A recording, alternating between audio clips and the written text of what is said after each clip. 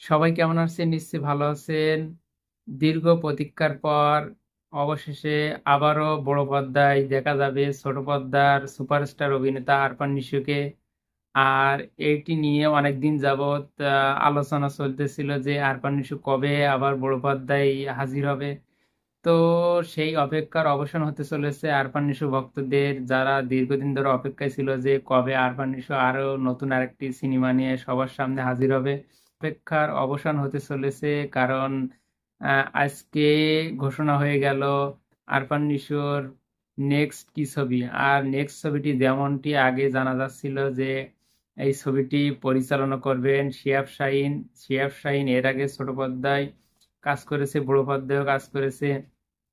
তো শিহাব শাহীনের পরিচালনায় একটি সিনেমাতে চুক্তিবদ্ধ হয়েছিল, শোনা যাচ্ছিল দীর্ঘদিন ধরে আরফান নিশোকে। আর সেই সিনেমাটি ছিল দাগি সিনেমা। আর অবশেষে সেটির অফিসিয়াল ঘোষণা আসলো আজকে, এবং অফিসিয়াল ঘোষণা দিয়েছেন এই ছবির প্রযোজনার সাথে জড়িত SBF Alpha Studio Bangladesh Limited এবং চরকি।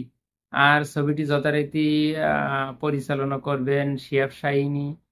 আর এই সিনেমায় আরফান নিশোর বিপরীতে দেখা যাবে পুরনো সেই জুটি, সুড়ঙ্গ খ্যাত জুটি আরফান নিশো এবং তমা মির্জাকে।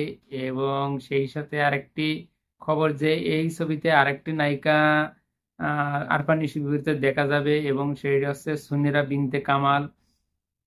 তো সুনেরা বিনতে কামাল এর আগে কয়েকটি ছবি করেছে, যেগুলো শরীফুল রাজের বিপরীতে সিয়াম আহমেদের বিপরীতেও কাজ করেছে। তো এবার আরফান নিশোর বিপরীতে সুনেরা বিনতে কামালকে দেখা যাবে, এবং সাথে তো তমা মির্জা আছেই। তো বোঝা যাচ্ছে এটা দুই নায়িকা এবং এক নায়কের ছবি। এখন এখানে কার কি ক্যারেক্টার সেটা তো সিনেমার টিজার ট্রেলার বেরোলে বোঝা যাবে। তবে খুব শীঘ্রই হয়তো সিনেমাটির শুটিং শুরু হতে যাচ্ছে, কারণ এই ছবিটি আহ, ঈদকে কেন্দ্র করে রিলিজ করা হবে। তো যতদূর জানা যাচ্ছে এটি সম্ভবত রোজার ঈদেই রিলিজ হতে যাচ্ছে, কারণ আপনারা জানেন যে এসবিএফ আলফা স্টুডিওর ব্যানারে শাকিব খানেরও একটা ছবি আসবে, এবং সে ছবিটি হতে যাচ্ছে সম্ভবত তাণ্ডব।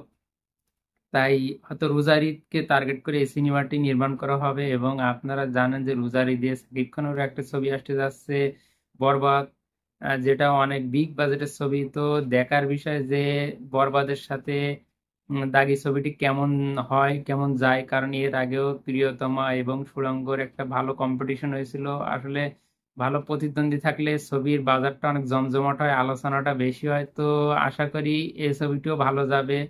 এবং আরফান নিশো প্রায় 1 বছর পরে আবারও বড় পর্দায় আসতে চলেছে।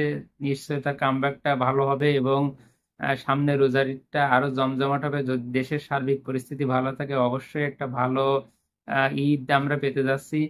তো আশা করি ছবিটি শীঘ্রই শুটিং শুরু হবে, এবং টিজার ট্রেলারও খুব দ্রুত আমরা দেখতে পাবো হয়তো রিলিজের আগে আগে। তো ভিডিওটি যদি ভালো লাগে সবাই লাইক কমেন্ট শেয়ার করবেন।